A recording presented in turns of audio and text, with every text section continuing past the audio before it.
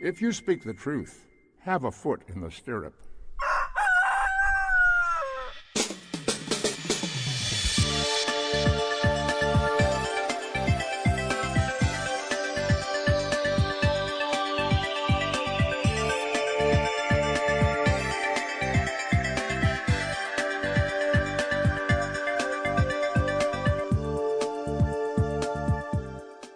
Hello, and welcome to another installment of the Sea Realm Podcast. I am your host, KMO, and this is episode number 581, Erratic and Dramatic, with guest Josh Slocum, prepared for release onto the World Wide Web on Monday, June 6th, 2022. So, this episode of the podcast features a conversation that I recorded just yesterday with Josh Slocum. He is a podcaster, and his podcast is called the Disaffected Podcast. And I'll ask him why at the very beginning of the interview, which begins right now. You're listening to the Sea Realm Podcast. C stands for consciousness. You are listening to the Sea Realm Podcast. I'm your host, KMO, and I'm speaking with fellow podcaster Joshua Slocum of the Disaffected Podcast. Josh, it's good to talk to you. Thanks for having me. So just before we started talking, I looked up the definition of the word disaffected, and I regularly look up the definitions of words that I think I know already. And to be disaffected is to no longer support or to be satisfied with an organization or idea. What are you disaffected from? The left, liberalism, current contemporary left liberalism. No matter what I say, if I call it liberal, I will get complaints. If I call it leftist, I will get complaints. Don't care. Choose your own word. Substitute any word you want for the one that you don't want to hear me say, and that'll be the right word. So whatever you want to call that, that's what I'm disaffected from. I have been most of my adult life a leftist, a registered Democrat, and although not as crazy as those we see today, you would have described me as woke 10 years ago, before woke was termed woke. And I'm not that person anymore, and I see the world very differently. And the idea behind the show Disaffected is that we collectively in the US and in a greater sense, the Western developed world, we are in a situation that looks remarkably like a domestically abusive household with an unstable or narcissistic parent, an abusive parent, who reigns supreme, distorts reality, makes up fictions about the world in order to service them, and recruits their children to do it for them. I see the very same dynamics, the same abuse dynamics in my family, which was a very abusive home, happening now out in public. The emotional dysregulation, the turning on histrionic tears in order to be considered a victim and to get clapped and to be told, you go, you tell your truth. The absolutely inaccurate idea that women, gays, sexual minorities of any sort, Black people, immigrants, that anyone who is not white is not only oppressed, but so very oppressed in the year 2022 that it is as bad or worse than it was before the Civil Rights Act, before women got the franchise. We are acting and saying on the left, I shouldn't say we, I'm not part of them anymore, that we live in a patriarchy, that we live in a systemically racist country, that cops are shooting Black men every day. None of these things are true. I used to just accept these things without ever checking the original sources. And when I checked the original sources, and when I began to be willing to listen to conservatives or people who were libertarians or in the middle, these were people I refused to listen to before because as a leftist, I just knew that they were morally corrupt and everything they said was lies. Yes, I am describing cult dynamics. When I listened to them and actually checked the sources, I realized that so much of my perceptions about the world were frankly just bullshit. They were never true. I'm going to read some things now, which will be familiar to you. This is just to set the stage for the listeners. I'll say I myself have for years heard the term borderline personality disorder and never really knew what it meant and never had much reason to care, actually. Yeah. But among personality disorders, there are 3 clusters, A, B, and C. And I'm just going to run through a list of them right quick. I'm reading from the mayoclinic.org website. So cluster A personality disorders are characterized by odd, eccentric thinking or behavior. They include paranoid personality disorder, schizoid personality disorder, and schizotypal personality disorder. And I'm not going to read all of the symptoms of each, but the paranoid personality disorder, I think most people have a pretty good intuitive understanding of what that is. I mean, you believe that the malevolent forces in the world are much greater than they actually are, and that people who are really either neutral towards you or positively disposed to you are actually scheming against you and are not to be trusted. The schizoid personality disorder, these are people who are pretty much just disconnected from the human whole. Listed here: lack of interest in social or personal relationships, preferring to be alone, limited range of emotional expression, inability to take pleasure in most activities, inability to pick up normal social cues, appearance of being cold or indifferent to others, little or no interest in having sex with another person. Basically, these people are just isolated on their own. They are not integrated into the larger family or, the social structure of their world. And then there's schizotypal personality disorder, peculiar dress, thinking, beliefs, speech, or behavior, odd perceptual experiences such as hearing a voice whisper your name, flat emotions or inappropriate emotional responses, social anxiety and a lack of discomfort, magical thinking, believing you can influence people and events with your thoughts, that sort of thing. So not like the schizoid people just unable to relate, but, living in a different world from the rest of us. I'm going to skip B for now and go on down to C. Cluster C personality disorders tend to be anxiety related. So what we would consider to be neurotic. But then under cluster B personality disorders are characterized by dramatic, overly emotional, or unpredictable thinking or behavior. They include antisocial personality disorder, borderline personality disorder, histrionic personality disorder, and narcissistic personality disorder. Now, I think most people have an intuitive understanding of narcissism. Yes. Antisocial personality disorder, disregard for others' needs or feelings, persistent lying, stealing, using aliases, conning others, recurring problems with the law, repeated violation of the rights of others, aggressive, often violent behavior, disregard for the safety of oneself or others, impulsive behavior, consistently irresponsible, lack of remorse for behavior. That's the antisocial personality disorder. Yep. Borderline personality disorder, impulsive and risky behavior, such as having unsafe sex, gambling, or binge eating, unstable or fragile self-image, unstable and intense relationships, ups and downs, often as a reaction to interpersonal stress, suicidal behavior or threats of self-injury, intense fear of being alone or abandoned, ongoing feelings of emptiness, frequent intense displays of anger, and stress-related paranoia that comes and goes. And then the histrionic personality disorder as constantly seeking attention, excessively emotional, dramatic, or sexually provocative to gain attention, speaks dramatically with strong opinions but few facts or details to back them up, easily influenced by others, shallow, rapidly changing emotions, excessive concern with physical appearance, thinks relationships with others are closer than they really are. And then comes the narcissistic, which I will just assume people are familiar with.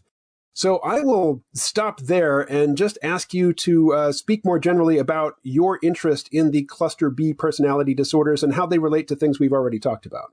Sure. So those are the descriptions, and of course, those are the accurate descriptions. But those kinds of clinical descriptions tend naturally to focus on the state of mind and the feelings and the affect of the person themselves. That needs to be explained. People need to understand that. But my concern is with the effects that they have on other people.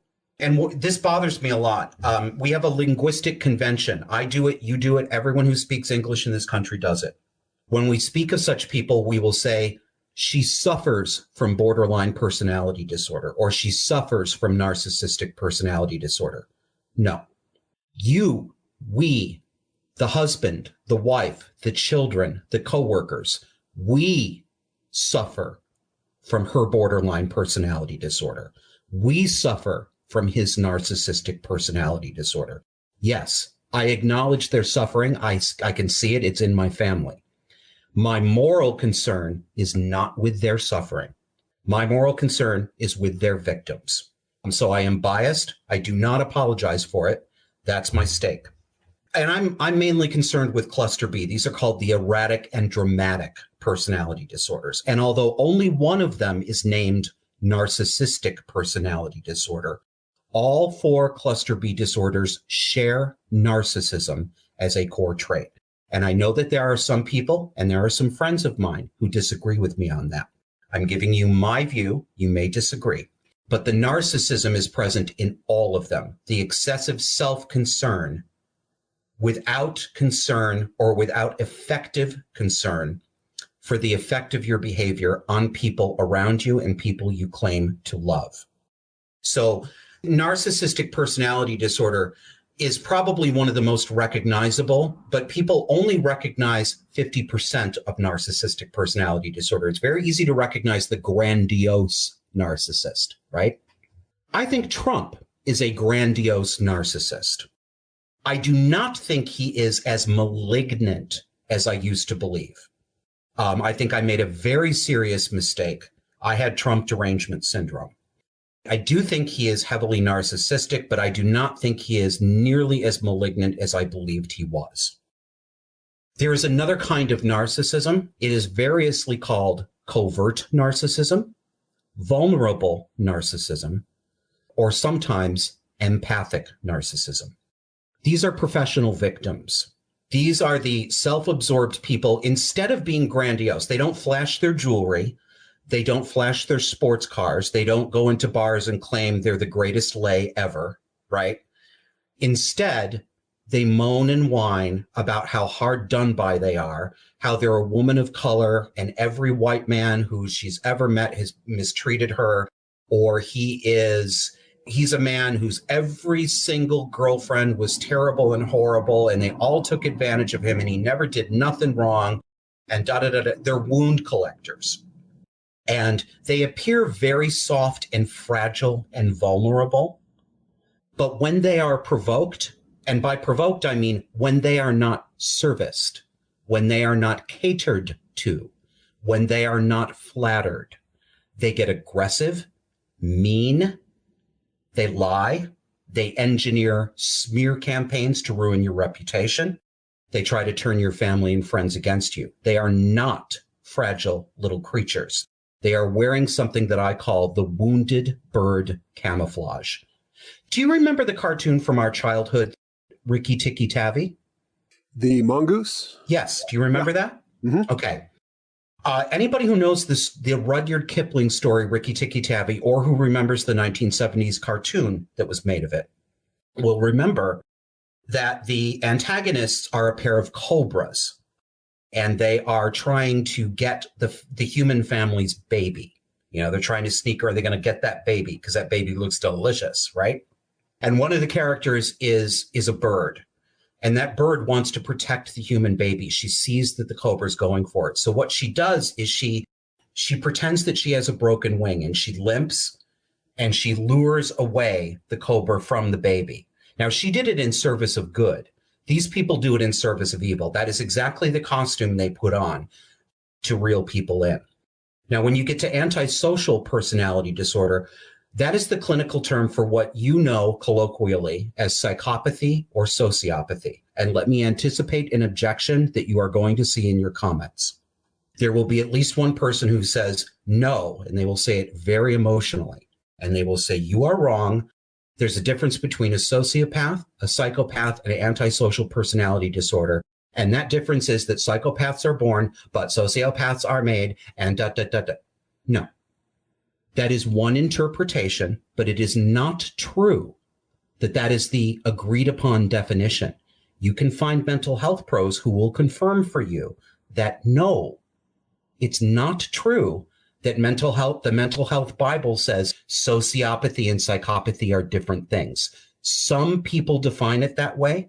I do not define it that way. It is subjective. It is disagreed on. The psychopaths, the ASPDs, these are the people without conscience at all. They have no moral caring for other people. When you get to the other cluster Bs, it's going to vary. I think some of them, people like my mother, who I would most closely describe as having both borderline and narcissistic personality disorders, My mother has a conscience, but it is a broken conscience, or it is a conscience that she almost never has access to. So in practical effect, she lives her life as a person who does not have a conscience. The effect is the same, even though she does have one. And I think today, the more I look at this, I think that having these 4 allegedly discrete disorders that you listed off, that is helpful in understanding the taxonomy, but it can mislead as well, because in my view today, there is a character type that we call cluster B, and that most people within cluster B share these character traits, and that's what characterizes them. But they cannot be said to occupy only one discrete disorder. They've got a helping of borderline, a helping of narcissism, maybe a helping of histrionic sexual seductiveness. They may have secondary psychopathic traits or tendencies to psychopathic behaviors. I think most people have a pick-a-mix within cluster B. Some of them hew more closely to the pure prototype, but many of them do not. So I've already read the description, but there's been a lot of conversational water under the bridge since then. So just for clarity's sake, would you give a concise definition of borderline personality disorder?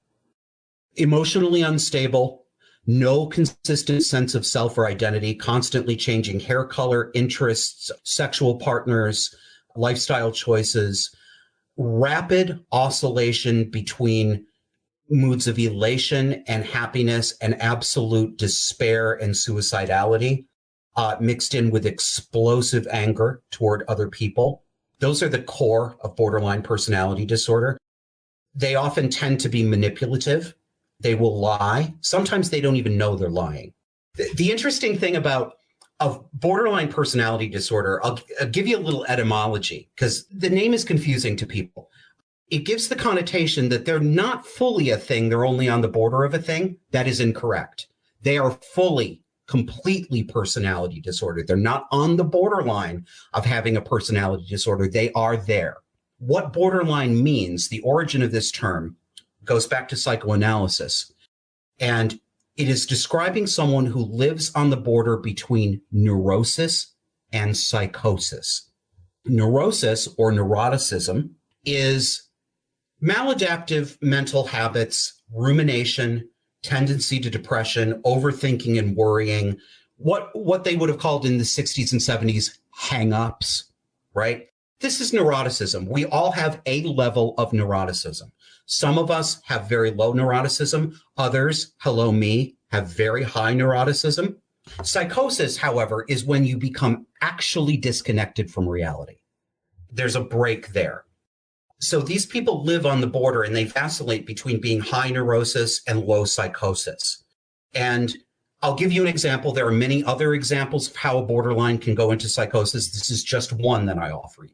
My mother, for example, under extreme stress, would develop paranoid delusions that people were plotting against her. Yes, this does sound like what you described with schizoid or schizotypal. There is some crossover there. Paranoia is not limited to people who have a formal paranoia diagnosis. We've all been paranoid. Normal people get paranoid. Borderlines get paranoid a lot more. So she would have these persecutory fantasies that my siblings and I were talking about her behind her back, and that we were deliberately not answering her communications, but were harvesting them so that we could plot some evil outcome for her. That's, for many borderlines, that's a typical, the whole world is plotting against me, everybody hates me, that kind of thing. So in a recent show of yours that I took in, you made the claim that there is a movement and a group of people who either deny that borderline personality exists or they are apologists for it. What are you talking about with that? I call it a cottage industry of borderline apologia. It is mainly women, and it is made up of people who have borderline personality disorder and clinicians, almost universally female clinicians, who, in my view, are not actually helpful therapists. They are toxic themselves. I think some of them are actually quite personality disordered. And that, yes, that is their motivation for denying the reality of borderline personality disorder. They do not want to take responsibility for it. That's one of the things about all the cluster B disorders. The very vexing problem with them is that part of the disorder itself is the unwillingness or inability to see any fault or responsibility in themselves. They do not believe anything is wrong with them. They will not accept it. If you cannot accept that you have a flaw, you will never mend your flaws. And this is why very few cluster Bs recover. Where would somebody see the cottage industry at work, and what sort of claims would people in that industry be making? I'll give you a good example. There's a psychologist. She's British. Her name is Dr. Jessica Taylor. She's been prominently quoted in the media for the past 2 weeks complaining about the Amber Heard Johnny Depp verdict. Jessica Taylor is a psychologist who says that not only does borderline personality disorder not exist, in her formula, this is very stereotyped. They're not borderlines, they're just traumatized women, and they're called borderlines by misogynist men who don't care about women and who want to call them hysterical and crazy and who don't care that they were traumatized. It's a very confused argument because trauma is, in fact, the major ingredient that does create borderline personality disorder. Not all of them, but the vast majority of borderlines were abused as children. That's real and true. My mother was abused as a child. It has a lot to do with why she has the disorder she does. But that's not a moral excuse. But for these women, these therapists, it is a moral excuse for them. They're not disordered. They're traumatized women. They are not allowed to be aggressors. They are never allowed to be described as perpetrators. And people like this will go to extraordinary lengths to excuse the most vile, abusive bitch behavior simply because she's a woman and simply because she has these unregulated outbursts that, frankly, a lot of these psychologists have themselves. And you see it you see it on Tumblr. You see it in spaces where young women in trauma communities hang out, where everybody polishes and burnishes their mental illness to look sicker than everybody else, because that's how you get social validation. Check my show out tonight. I have an example of it and I go through it step by step with a woman on Twitter who disclosed her diagnosis of borderline personality disorder and then enacted on me every single manipulative thing I've been describing to you here. She literally said, we can act abusively, but it's not because we're abusive. We can abuse, but it's not because we're abusive. What does that mean? It's because we're traumatized and we got triggered. No, sweetheart. By definition, when you enact an abusive act, you are by definition being abusive. Yes, you are. Explanations are not excuses. It is important to understand the mechanics of where these emotions come from, because these emotions translate into behaviors and actions. And anybody who wants to work on this and anyone who wants to understand people like this does need to understand these mechanics. That it's usually preceded by childhood abuse. The identity formation never gels completely, and it becomes reactive this way. That is important to understand. They, however, don't want it just for understanding. They want it for moral absolution. And it fits in, and I'll shut up after this, but this is the kind of thing that animates the Me Too bullshit. That all this modern third, fourth wave feminism, girl bossery, all men are rapists, women have a gender wage pay gap and they're just like not paid the same as men. And it's only because men just don't want to, is just because they don't want to. I mean, I'm making fun of it here. Yes, I'm not giving it, not treating it seriously because it's not a serious claim. But this fits in. There's a lot of overlap between these trauma communities of justifying their borderline behaviors and this constant self-victimization. They blame men and only men for every bad thing that ever happens to them. And any bad thing they ever do is because a man made them do it. You're listening to the C Realm Podcast with your host, KMO. One of my modus operandi is that I do not let the news cycle or the cycle of what's current on social media dictate what I talk about. But in this instance, and I won't blame you, I was already going to bring it up, the Johnny Depp Amber Heard trial captured the imagination of the world. I have a girlfriend in the Philippines who followed it religiously. I didn't follow it from day to day, but it's impossible, to tune it out, really. And after the jury sided with Johnny Depp and awarded him millions of dollars in damages and punitive measures, which the state of Virginia, I understand, is going to reduce all that to $350,000. There'll actually be no money changing hands except money going to lawyers because, their judgments will be equal. They'll be flattened. But it's considered a moral victory for Johnny Depp. And afterwards, Amber Heard issued a statement basically saying, see how the system, the patriarchal system treats women. And I saw women on Twitter saying, don't bring us into this. This is your bullshit. I'm glad to say there are a lot of women. I don't know how many women. The problem with this is, and when I say this, I do think that today we are in a completely feminized society. I think it's exactly the opposite of what the feminists claim. I think that female relational rules have been imposed in every domain, and they've gotten out of control, and they will accept no countervailing pressure from the masculine side. And so we end up with the crap we've got now. We need balance. We don't need just men in charge, but we sure as shit don't need just women in charge. I am meeting so many more women who tend to be more conservative, who see things the way I see them, and who say, we get the same pushback and abuse from this kind of women. They say that we have internalized misogyny. They say that we're pandering to men. They say that we've just buckled under to the patriarchy. Those women, sensible women, won't be listened to by these other women either.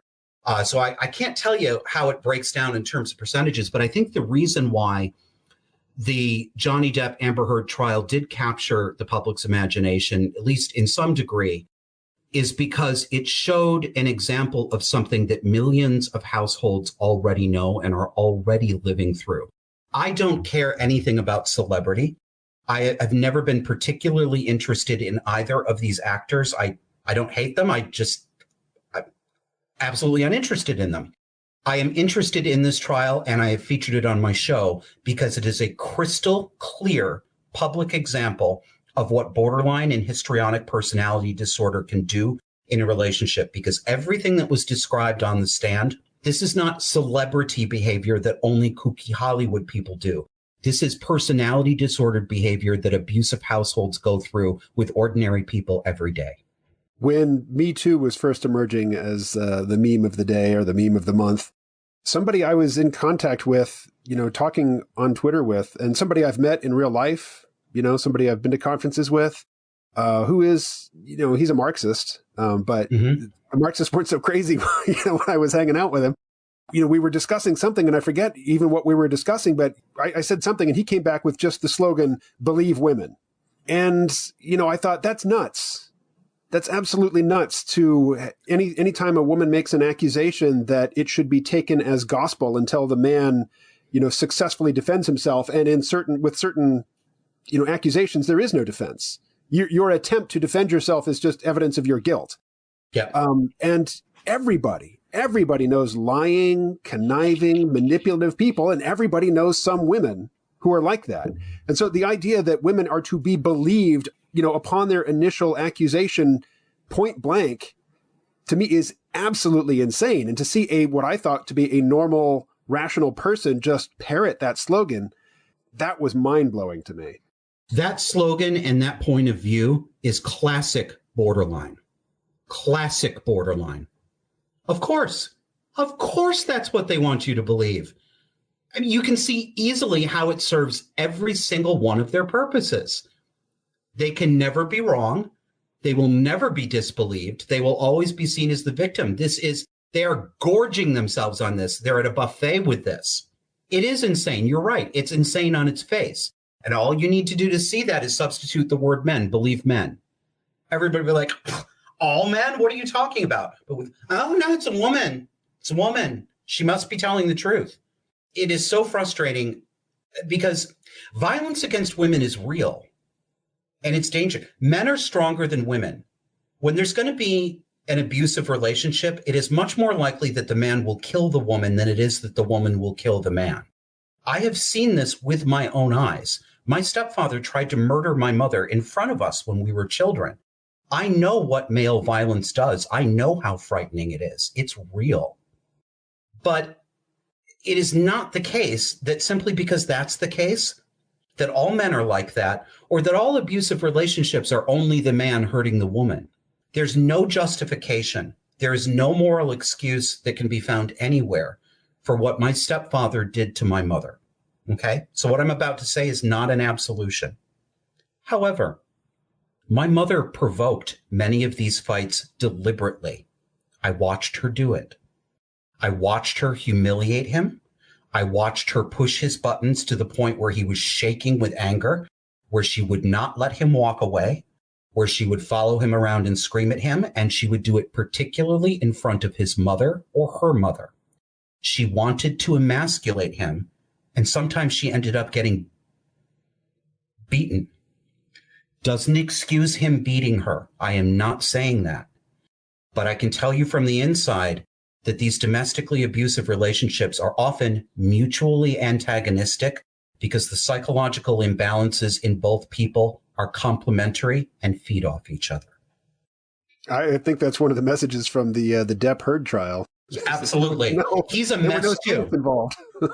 And people saying, he's no innocent. No, he's not. But that's not what you mean. And stop implying what you are trying to imply, because it's bullshit. He may be no innocent, but there is no evidence that he ever physically brutalized her. Stop it. Stop eliding that. That is what you wish people to walk away with. When you say he's no innocent, you want people, especially people who don't know the whole story, they're going to walk away thinking, oh, he must have hit her too. Stop doing that. There's no evidence that he did. Yeah, he's an addict. Yeah, he's trashed rooms. He's written nasty, filthy texts. Absolutely. But there ain't no evidence that he brutalized her physically. Let's switch gears to COVID. I was living in Vermont. That was smooth, COVID. Baby. Yeah, smooth transition. I was living in Vermont for COVID. I moved here to Arkansas last December. But in Vermont, I would walk around outdoors, not in a building, outside under the big, blue sky, with no mask on. And this happened repeatedly. I'm walking on the sidewalk in Bellows Falls, Vermont, and there's a woman, usually an older woman, approaching me on the sidewalk. She's wearing a mask. She sees that I'm not wearing a mask. She makes a show, an ostentatious show of stopping, turning 90 degrees and stepping into the street, stepping into traffic to put distance between me and her, and then scowling at me, staring daggers at me as I walk by outdoors in the wind, with no mask on. Nuts. To me, to step into traffic so as to not be within proximity of somebody who is unmasked outdoors, insane. To me, that is absolutely insane. And that doesn't happen in this part of Arkansas. Now go over to Bentonville, go over to Fayetteville. There's a lot of money over there. Yeah, there's a lot of blue tribe sensibilities over there. You will get people shaming you for not wearing a mask, but not here, not in rural Arkansas. I mean, this is just such a relief to be here after 5 years in Vermont. People in Vermont are crazy over COVID, and it's a lot saner here in Northwest Arkansas. Yes, I bet it is a lot saner. That's been my experience here too. And people who've watched my show have seen several. I've taken several episodes to describe incidents very like the one that you just described. I remember January. That was a pattern of behavior. That was not an incident. No, good. Yes. I'm glad you pointed that out. He is correct. From another Vermonter here. This is not isolated incidents. This is normal. Okay. It's not just one person out of 200. You see this a lot. There's less of it now today, but it's been throughout the whole thing. January 2021, a Sunday morning, I was downtown Burlington walking on Pearl Street and window shopping. I was just window shopping, waiting for a food order to be ready for me to pick up and take home. I was on the street. It's like 15 degrees outside because it's the Arctic. And a gentleman in his 70s is coming toward me wearing a mask. I'm not wearing a mask because I'm outside and I'm not crazy. And I sensed something about him and I said something, he's going to say something to me. I could see it in his eyes.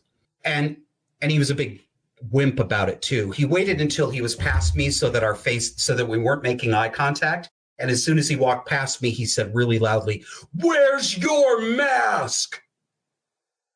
And I turned around to him and I said, "Where are your fucking manners?" Excuse me.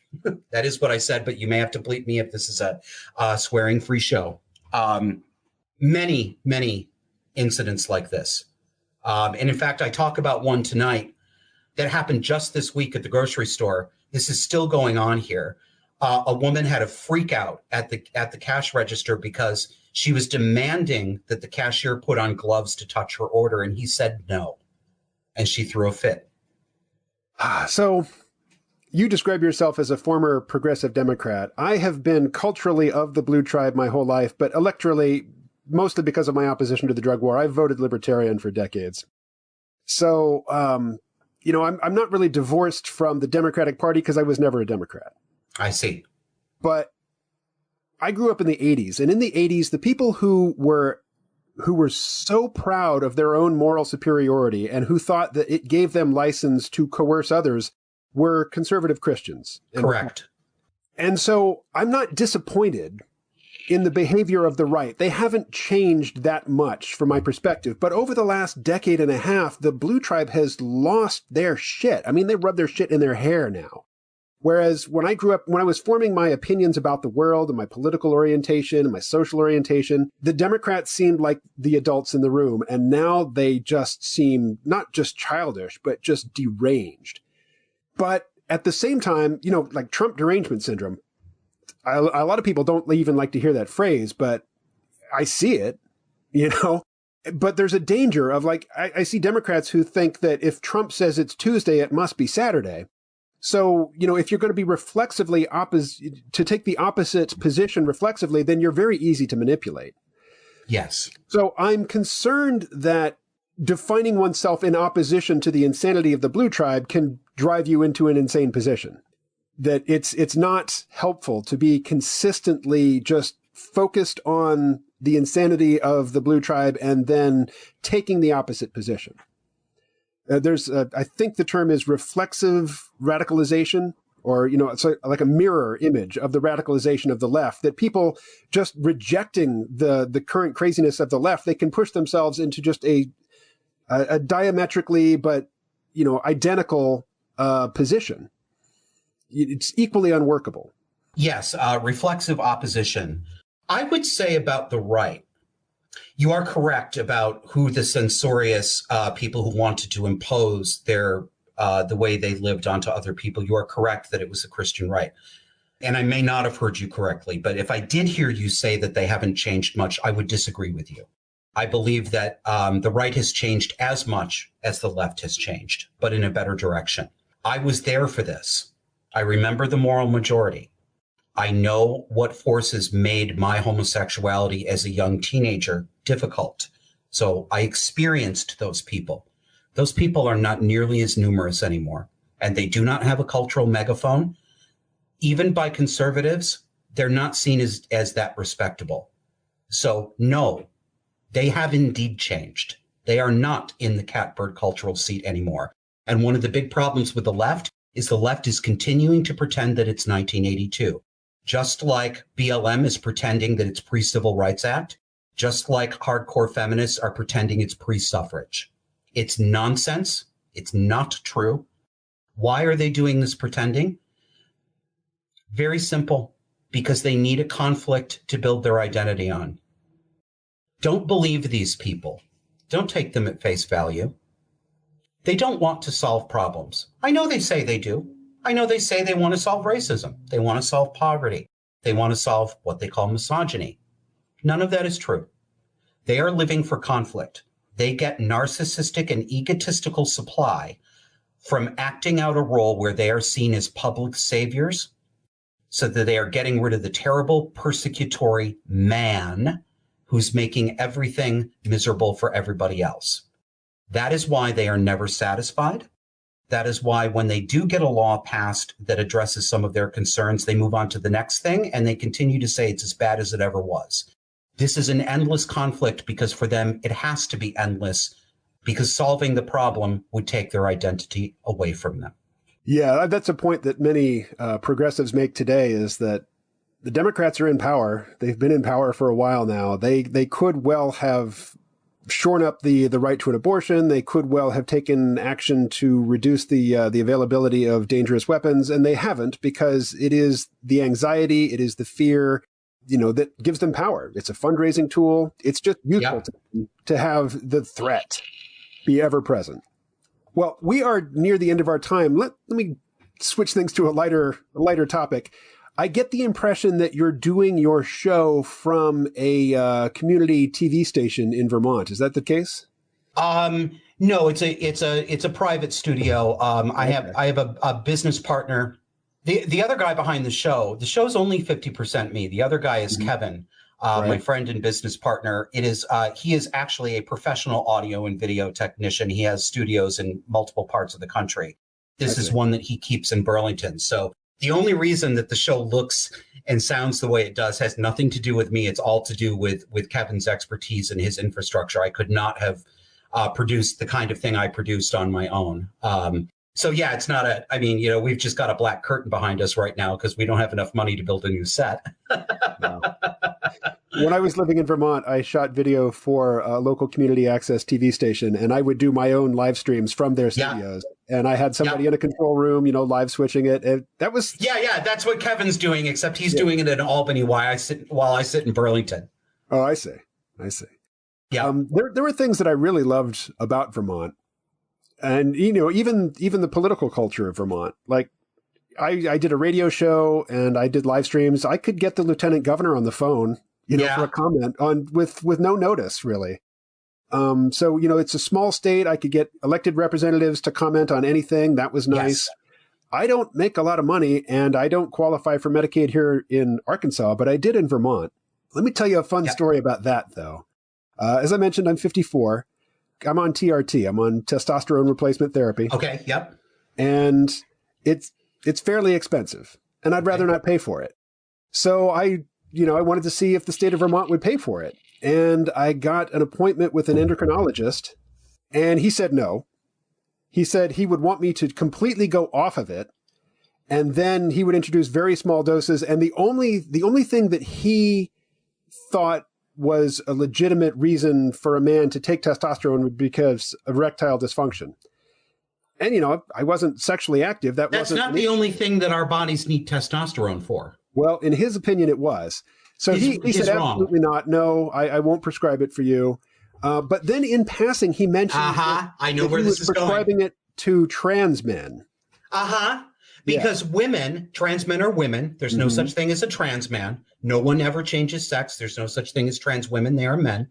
It is freaking incredible to me that allegedly educated men and women in medicine who allegedly, at least to some degree on paper, are supposed to have been scientifically educated, can actually stand there and spout that kind of baloney nonsense, just from an intellectual standpoint. To look at a man who has a testosterone deficiency and to deny the knowledge that they know that men do need testosterone and not just for our hard-ons, and then to say, but it is legitimate to give it to women for whom it is poisonous. It is an exogenous dose of testosterone that is poisonous to the female body at these levels. They're actually poisoning them. They're deliberately poisoning them. And that's a valid use of it. But you who actually needs it. So that's the intellectual side. The lack of moral compass scares me. What that says about a person. I'm a heart patient. I had an unexpected and early coronary at age 36. So I take a lot of medication that's very expensive. I have a cardiologist appointment every year. I get blood work done every year. I'm not doing it anymore. And I'm not telling people what to do. And I'm not saying that what I'm doing is a good idea. This is not medical advice. This is a description of my choices. After the past 2 years, I do not trust doctors at all. I do not trust them not to lie to me. I don't trust them to have morals. I don't trust them to have any spine or backbone whatsoever. I do not believe a single thing they say because they have demonstrated to me that they are incapable of taking in objective information, that they are very capable of taking in propaganda. I will never trust medical doctors again. I will go in for acute care, but I will not go in. I'm not relying on them for anything but emergencies. Maybe that will be to my detriment, but they earned that distrust. Yeah. So just to complicate matters, just before I left Vermont, I suffered a detached retina. Actually, oh, my friend, I'm sorry. Actually, it wasn't fully detached. It was a torn retina. And But it's terrible. Fully detached. But because I was on Vermont Medicaid, Green Mountain Care, the day that it happened, I was in touch with an optometrist at Dartmouth Medical Center, which is, premier world-class medicine. I got an appointment for the next morning. You have to. That's an emergency. It has to be taken care of right away. The next day, I got emergency laser surgery on my eye. And if that had happened when I was here in Arkansas, I just wouldn't be able to see out of that eye. Jeez. Yeah. Well, there are some things about, the things you said about Vermont, the fact that it's a small state, and we say we have citizen legislators, and that's true. It's not a brand name. They really are just citizens, most of them. They're people that work in the general store or the law office next to you. They're part-time and they are very accessible. You can walk right into the State House and go right into a committee room and sit there as a witness or as an invited speaker. And I like this. I like it a lot. And of course, it's beautiful.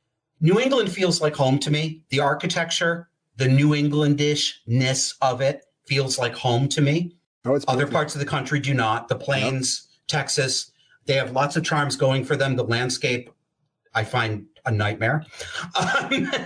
But those things are now outweighed for me by the lockstep authoritarian woke liberal agenda in this state. I find myself unable to socialize. I rarely leave my house except for necessities. I don't spend time with my neighbors anymore. We used to barbecue with each other and have dinner parties. It's not like anybody had a fight, but I've purposefully drifted away because everybody here is liberal. And I know, I'm not making it up. I'm not borrowing trouble. I know it because I've seen it happen. If I were to say anything now about my political change of mind or disagree, I would immediately be socially ejected. So I have ejected myself from having relationships with people here. And I know that there are people who are not like that, but KMO, the problem is we're all too afraid to identify each other to each other, right? How do we find each other? Well, I'm a malcontent. I'll stand out on purpose, but yeah, no, I hear you. So are you waiting for the craziness to blow over, or are you thinking of relocating? I'm certainly thinking of relocating, but there are a lot of things that need to be put in place in terms of my financial life and the roots that I put down here that need to be taken care of before I can get to that place. But that is a future goal. Yeah. I'm yes and no on that. You just moved to Arkansas. So, it'll be interesting to talk to you again in 6 months or a year and see what you think about your decision, because I am. I'm from Arkansas. Oh, you're from. OK, so it's all right. All right. That's a little bit different. In some senses, I could probably live anywhere because honestly, the older I get, the less I'm interested in person to person socializing to a great degree. I would like to have back what I used to have. I'd like to have a small group of friends, and we have dinner at each other's houses and movie nights and adult entertain. I don't mean adult. I mean the way adults used to entertain each other in the 50s and 60s. You'd have people over for cocktail hour. That's the life I like. I'd like to have that again. I'm not a joiner. I'm not a group person. I don't like crowds. I used to love to go to parties and hold court, but I also used to be an alcoholic. So a lot of the things that I used to do aren't as appealing anymore. I could probably land anywhere that I had enough space around me that I didn't have to hear other people, a good internet connection, and I'd probably be happy. Well, hey, I would like to talk again in 6 months. Let's do that. Okay. But for now, this has been a very enjoyable get-to-know-you conversation. So, Josh, yes. Thanks so much. Thank you for having me. Take care. You too. On the C-Realm podcast, a mind that is stretched by a new experience can never go back to its old dimensions.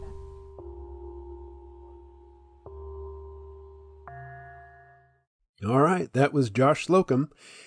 And Josh does everything right as a podcaster, I would say. He is on point on so many places where I just am not.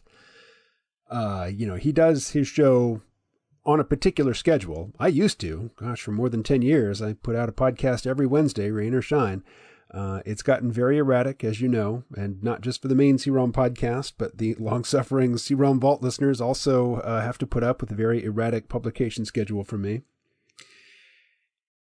Josh sticks to one topic, a topic that he knows very well, and he can talk about it at length and just at the drop of a hat. Whereas not only do I get bored with the topics that I've talked about for a long time, there'll come a point where I just actively reject them, as was the case with my public renunciation of peak oil doomerism, which career-wise was, an absurd move because that cost me more than half the audience. The hunger for doom is great. And I notice, people who are used to be longtime listeners to this podcast publicly praising other doom-oriented podcasts. Josh also is, attacking on all fronts. He's got a podcast, which is audio only, and he's got some audio only exclusive material that you can't get on YouTube, but most of his stuff is also up on YouTube, whereas, again, I'm pretty haphazard with YouTube, and most of what you'll find of me on YouTube is just me blathering into a smartphone camera, unscripted, without even bullet points prepared in advance, just kind of saying it as I see it in the moment. And also, Josh has a newsletter that he sends out. Now, I have a newsletter that I send out once in a blue moon, and it's usually just to promote some new project. For example, in the coming days, I am going to get together once again. I don't know how many times Doug Lane and I have talked, more than a dozen, I'm sure. But we're going to talk for my new podcast. It is the Padverb Podcast, which you can find at en.padverb, that's padverb.com. And fortunately for everybody involved, I'm just the host of the Padverb Podcast. I'm just the guy who jabbers into a microphone and interviews people. I don't edit the material. I don't do any of the back-end stuff. I don't post it. There's a team of people who do all that. And most importantly, there are people who are keeping the pipeline full, arranging interviews with guests. That's where I really fall down as a podcaster. And I should give special public thanks to Tim, who contacted me months ago on MeWe.com and suggested that I check out Josh Slocum's show. It took me a while to follow up on Tim's recommendation, but when I did listen, I knew immediately that it was a great recommendation, and I reached out to Joshua just right away. So thanks to Tim for that recommendation, and, this is to anybody who has somebody in mind, somebody you think I should talk to. Let me know, and more importantly, let them know. All right, as you probably know, if there was any place in the conversation with Joshua that I disagreed with him, I'm not going to, make any objections at this point after he has left the stage. So I will just talk in very general terms about trends that kind of bother me. One thing I really don't like, and this isn't anything Josh can do anything about, given the subject matter that he's engaged with, but I really don't like taking the vocabulary of psychiatry and hearing it applied by non-psychiatrists, to people who are often diagnosing somebody they've never interacted with, never met, and just have no business assigning a diagnosis to. And I really strongly dislike terms like homophobia or transphobia or Islamophobia. These are cultural fighting words. They're typically not hurled at people by mental health professionals, and yet they carry the phobia part carries the implied imprimatur of, a mental health professional's diagnosis. Somebody who was raised, in a conservative Christian milieu and has been told that the Bible says homosexuality is an abomination, and they believe it because they've been told that from a child, they don't have a phobia. They're not phobic. That language is deeply dishonest, and I really, really don't like it. I started following up on some of the notes that I made in the conversation with Joshua, and I found a couple who I'm very sympathetic to their project. This is a couple. I don't know if they're man and wife, but it's a man and a woman, and they are a publishing team, and they talk about what Joshua calls this cottage industry of borderline personality apologia. And they say, look, there are some therapists out there who claim to specialize in borderline personality cases, and, they're counselors, and they're typically counseling couples.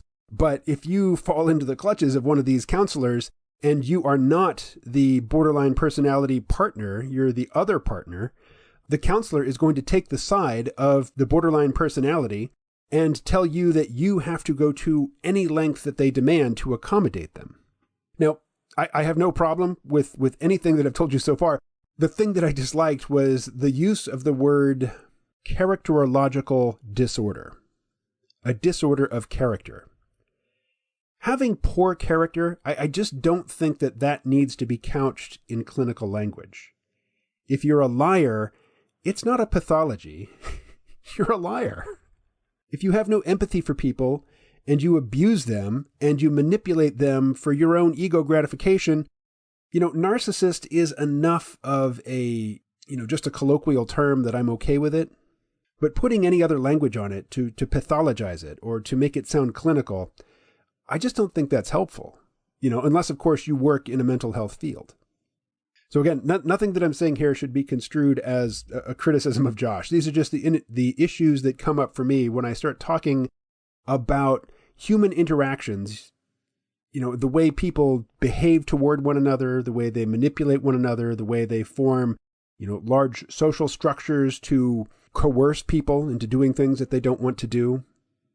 I think that just the language, the normal colloquial language that we have developed over hundreds and thousands of years to talk about responsibility, duty, fair play, honesty, that these are not improved via the application of clinical labels and pathological diagnoses. And I'm not saying anybody anywhere in the world should do anything differently than they are doing now. Now, of course, I do believe people should behave differently than they do, but I'm not offering up any broad public prescription for changes in vocabulary or verbal behavior. In fact, that's one of the things I really, really dislike about the current left movement is the constant policing of people's vocabulary and speech. As if somebody who's in their 40s, 50s, 80s should be as obsessed with making sure that their vocabulary and that their linguistic behaviors are right up to the bleeding edge of, the concerns of people on campus or, in HR departments in big tech corporations. Normal people don't talk that way, and there's absolutely no expectation, reasonable expectation, that they should accommodate the obsessions of people who obsess over this stuff.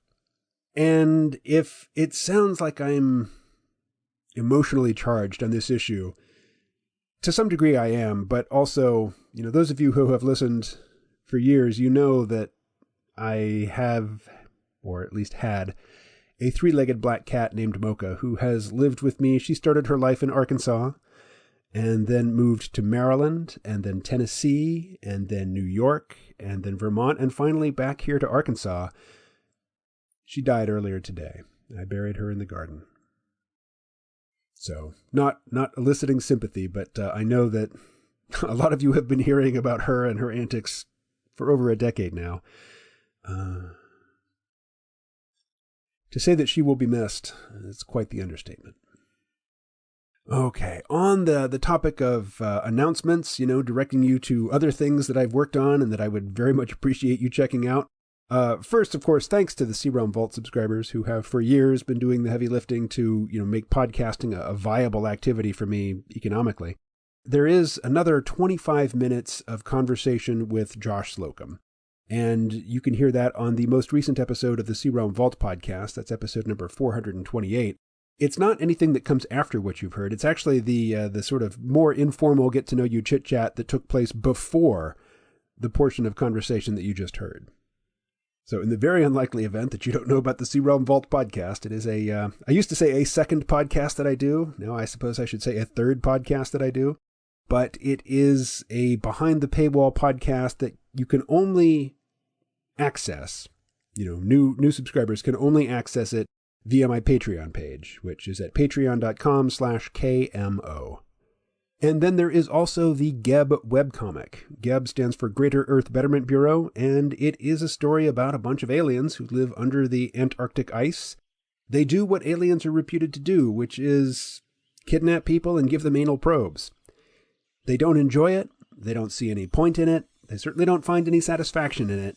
They only do it because it's their job. And really, the story is about all the other things they do to try to find some meaning in their lives because their jobs are so meaningless. And there are 3 print issues of the Geb comic now. And personally, I think that, printed on paper is the way to read comics. And you can order printed versions of the comic book at geb.io, or you can read the whole story for free right there on the website. It's just not on paper. You don't get to turn pages, and it's a different experience, but the content is still there, and it's all free. So check it out. And finally, when I was talking to Josh about reciprocal radicalization, I'm not suggesting that Josh is a radical, but he has changed his views pretty dramatically from a viewpoint that suited him and seemed stable for most of his life, and it is in response to craziness from his own team. So I can definitely relate to chafing more at the bad behavior on one's own side, perpetrated by people who ostensibly you agree with. That bothers me more than people who I feel no affiliation with behaving badly. Now, as I said to Josh, I'm not Red Tribe or Blue Tribe. I'm definitely, the outsider, a cultural blue triber who, because of my opposition to the drug war, I have been voting for libertarian presidential candidates, since the 90s. Although I did cast a vote for Bernie Sanders in the 2020 primary. And I also did send money to Andrew Yang's presidential campaign. In hindsight, I can't say that I'm heartbroken that Yang didn't win. And I was never a huge fan of the idea of universal basic income. Really, I liked the man more than I liked his signature policy. But these days, I certainly do not look to electoral politics to be, the guiding hand that shifts us onto a more adaptive and sustainable path. That's just not where I place my hopes. And I'm also not a bootstrapper. I certainly reject the notion that the only way that, humanity and human civilization is going to find a more stable footing is if every human being adopts some spiritually enlightened perspective. I think that's silly. I think that people respond reliably to certain types of incentives. And if you give them options which allow them to do well materially and at least have a dignified life according to the agreed upon criteria of their culture. Not everybody gets to be rich, and we're certainly not going to have a world in which everybody is materially equal. That's just not in the cards. It's not even on offer. But we have had periods where just about everybody had the opportunity, without Herculean effort, to achieve a lifestyle which was not only materially stable and comfortable, but also respectable. And that's key. And it doesn't take global consensus, and it doesn't take, a spiritual singularity for everybody to level up spiritually and take a more enlightened and universal view in order to create a more humane and sustainable and workable social arrangement. I don't think that everybody in the Scandinavian countries is a bodhisattva. They just have good social planning. And it didn't require everybody's buy-in. It didn't require consensus. It required the creation of some useful, reliable, rationally oriented institutions. Now, I think those institutions are probably in danger right now, and I don't think that the standard of living that the Scandinavian countries have established, for the vast majority of their population, I don't think that it's guaranteed. I don't think it's assured. But I'm certainly not cheerleading for them to falter and shift onto some dark path. I'm holding them up as an example of what rational, intelligent, social planning can achieve. And I'm definitely goal-oriented here. Now, this is all in the service of me saying I'm not a bootstrapper. I'm not saying that the outcome of all of us is dependent on every single one of us getting our shit together. Because there's a lot of people who just are never going to get their shit together. But at the same time, there is nobody listening to this podcast who has the authority or the resources to dictate universally, unilaterally. Okay, we're going to change the way we run society. From now on, it's going to be like this. And so while I'm not saying that everybody has to do something in particular in order to make the world a better place. Everybody listening to this does have options available to them to make their own life better. And it is in no way selfish to take actions that reliably improve one's quality of life. What am I talking about? The low-hanging fruit is physical exercise. If you're not getting any, start getting some. You don't have to be heroic about it. If you're not doing anything right now, take a walk. Walking half an hour a day with some very gentle stretching at the end, compared to just sitting and looking at a screen all day, that's going to do you a world of good. If you're a man, you really can't beat weightlifting in terms of the return for the effort invested. But go easy. If you haven't been doing it for a long time already, go easy, because you really can't injure yourself, particularly your joints, by trying to do too much too early. But that's the thing with the low-hanging fruit. You don't have to go at it. You don't have to be a hard-charging fanatic to get anything out of it. If you're not doing much to start with, then doing just a little bit is going to return something noticeable. And the other thing that I strongly recommend is meditation. I've been meditating on and off most of my adult life, but I've been consistently on for a few years now, and it's amazing. And I only do it 10 minutes a day, sometimes 20, but I'm certainly not sitting in the lotus position for hours every day. A little goes a long way. I'm not saying it's going to save the world. I'm not saying it's going to make a more sane society, but if you do it, your life will be better. Your quality of life will improve. And I say all this as a way to bring the conversation around, and it's not even a conversation, it's me just jabbering, but, bring it around to the topic of meditation, because I've got some recorded material that I actually recorded for the Padverb podcast. It is with a bodybuilder and entrepreneur. His name is Shiru Angrish. He's a big name in bodybuilding. He basically brought bodybuilding to India. He's organized lots of shows in both India and South America. And we talked for a long time, and for reasons I won't get into, we're not going to use that recording on the Padverb podcast, but I do want to excerpt parts of it where we're talking about meditation for an upcoming episode of this podcast. I was inspired by that conversation, and I'm looking forward to editing it, because I know that in re-listening to it, to edit it, I'm likely to get inspired again. Okay, so this is me trying to wrap up the podcast and not doing a very good job of it, but now I guess I'm just going to draw a line in the sand and say, no further. I will proceed no further with this monologue, but I will be back, particularly if you're a C-Realm Vault subscriber. You'll hear me again quite soon. But if you're not ready to jump behind the paywall, but you would like to hear more content from me, remember the Padverb podcast. Again, the website is en.padverb, padverb.com. We release new shows late in the day every Thursday, like around 5 p.m. Eastern. New York City time for you international folk. All right, that's all for this episode of the podcast. Thanks for listening.